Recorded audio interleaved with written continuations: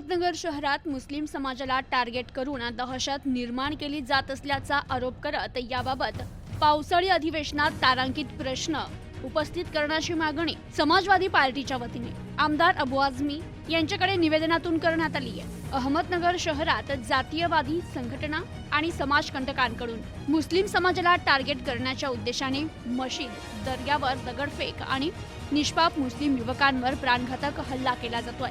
मुस्लिम समाजात दहशत पसरविण्यासाठी सुरू असलेल्या या कृत्यामुळे कायदा सुव्यवस्थेचा प्रश्नही निर्माण झालाय।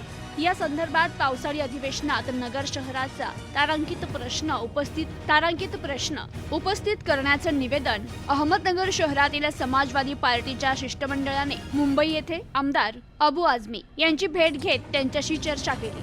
नगर शहरात संघटितपणे सुरू असलेल्या या गुन्ह्यातील समाजकंटक आरोपींवर मोक्का आणि एमपीडीए अंतर्गत कारवाई करण्याची मागणी करण्यात आली आहे। यावेळी समाजवादी पार्टीचे शहर जिल्हाध्यक्ष आबिद हुसेन, तन्वीर सय्यद, अझहर काझी उपस्थित होते। अहमदनगर शहरात 18 जून रोजी दिल्ली गेट येथील शाही मशीद आणि चितळे रोड येथील दर्ग्यावर दगडफेक करण्यात आली, तर सावेडीतील एका बेकरीत काम करणारे युवक रात्री झोपलेले असताना त्यांच्यावर प्राणघातक हल्ला करण्यात आलाय।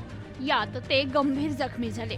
त्याचवेळी मोठ्या प्रमाणात समाजकंटकांनी एकत्रित येऊन दहशत निर्माण करण्याच्या उद्देशाने घोषणाबाजी करत मोटरसायकलवर शहरातून रॅली काढली। मुस्लिम समाजाला टार्गेट करण्यासाठी षडयंत्र रचून समाजकंटकांचं कृत्य सुरू आहे असा आरोप यावेळी समाजवादी पार्टीच्या वतीनं करण्यात आलाय।